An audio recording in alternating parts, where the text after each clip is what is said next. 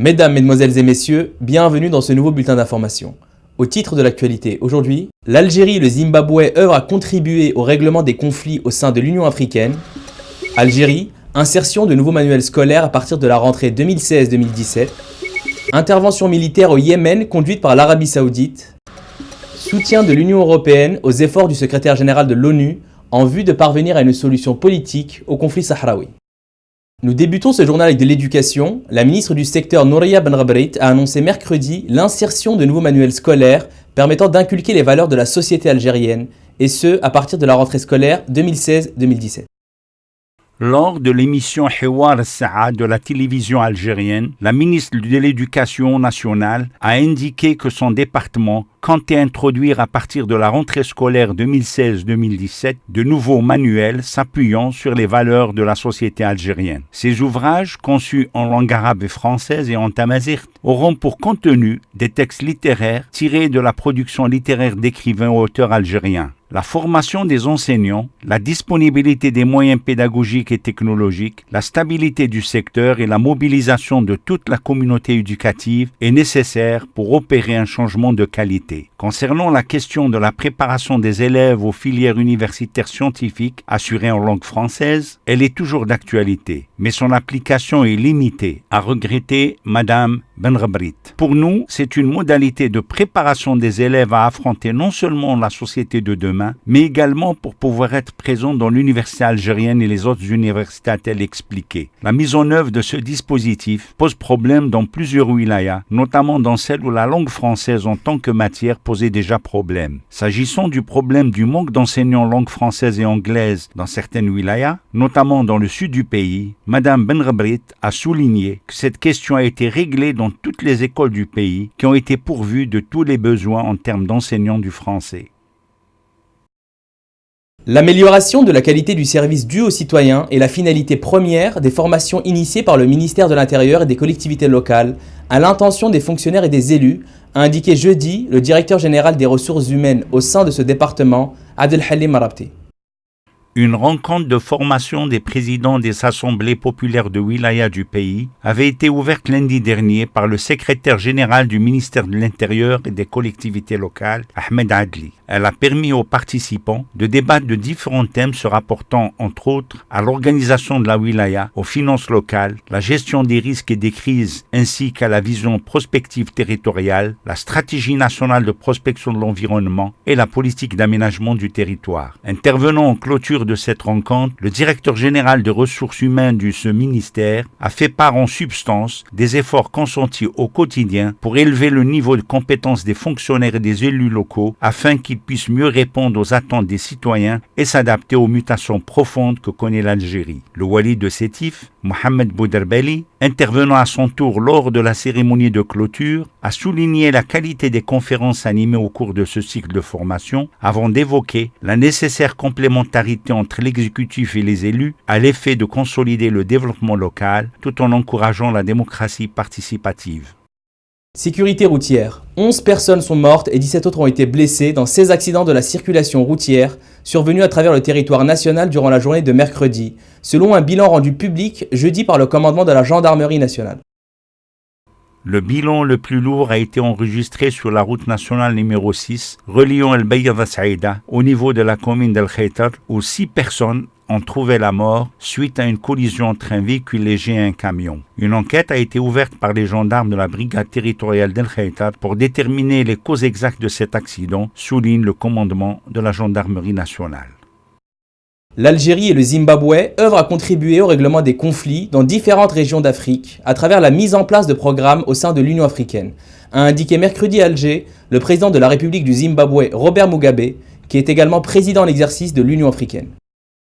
Au terme de son entretien avec le président de la République Abdelaziz Bouteflika, M. Mugabe a déclaré à la presse Face aux tentatives de déstabilisation et aux conflits que connaissent différentes régions d'Afrique, nous avons évoqué la possibilité pour nous de contribuer au règlement de ces questions à travers la mise en place de programmes au sein de l'Union africaine. Soulignons que les positions de l'Algérie et du Zimbabwe sont identiques. Il a précisé à ce propos avoir abordé avec le président Bouteflika la question du Sahara occidental et les efforts déployés par les Nations unies, insistant sur la contribution autant que possible de l'Algérie et du Zimbabwe quant à la résolution des conflits en Afrique. Le président en exercice de l'Union africaine a prôné l'adoption d'une approche de manière à parvenir à des solutions durables. Pour ce qui est des relations bilatérales, il a souligné la nécessité pour les deux pays de continuer à raffermir les liens de coopération, qualifiant les discussions entre les deux délégations des deux pays d'amicales et fraternelles. Le président du Zimbabwe a relevé la possibilité de mettre en place des joint-ventures, des sociétés et des projets communs.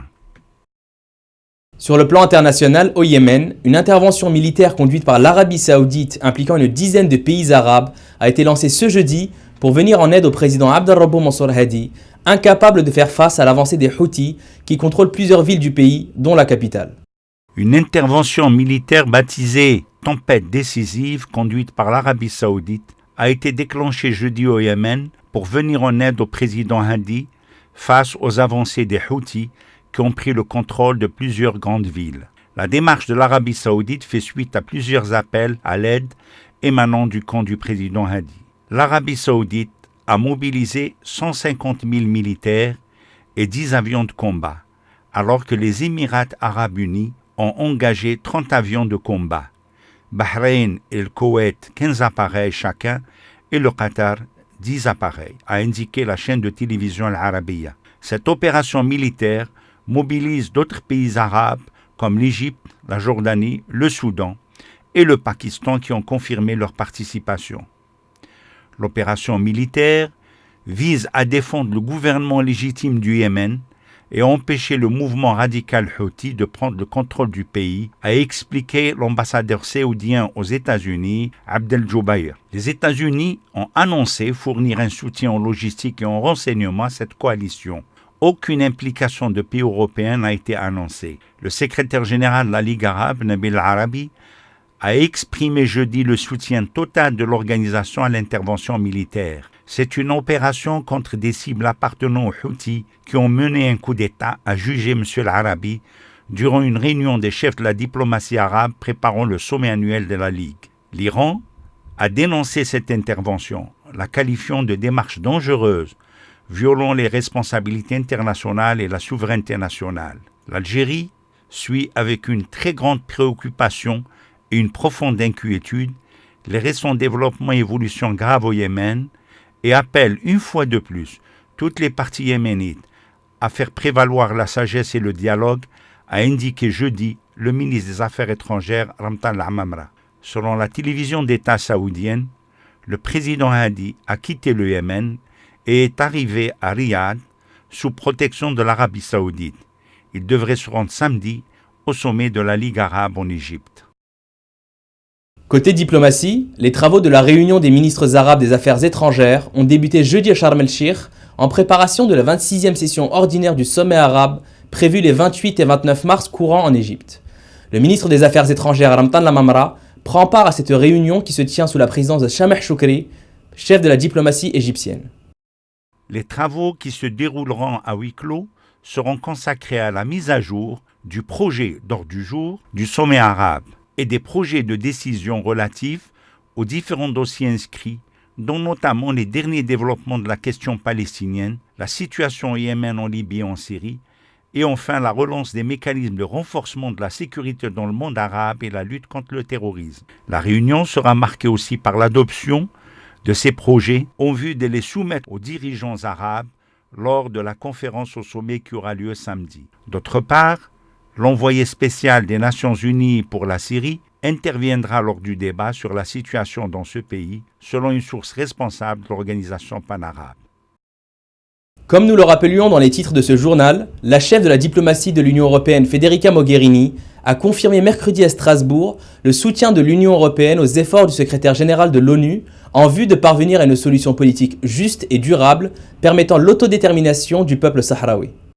Madame Mogherini a confirmé le soutien de l'Union européenne aux efforts du secrétaire général des Nations Unies en vue de parvenir à Telzi à une solution politique juste, durable et mutuellement acceptable qui permet l'autodétermination du peuple sahraoui dans le contexte d'arrangements conformes aux buts et principes de la Charte des Nations Unies. L'Union européenne encourage les parties à chercher une solution à ce conflit et appuie les efforts de la mission des Nations Unies pour l'organisation d'un référendum au Sahara occidental et de l'envoyé spécial du secrétaire général de l'ONU, Christopher Ross. L'Union européenne suit de près la situation au Sahara occidental et a exprimé son inquiétude quant à la durée de ce conflit et ses conséquences sur la sécurité, le respect des droits de l'homme et la coopération dans la région. L'Union européenne a toujours exprimé son soutien aux résolutions du Conseil de sécurité qui mettent l'accent sur l'importance de l'amélioration de la situation des droits de l'homme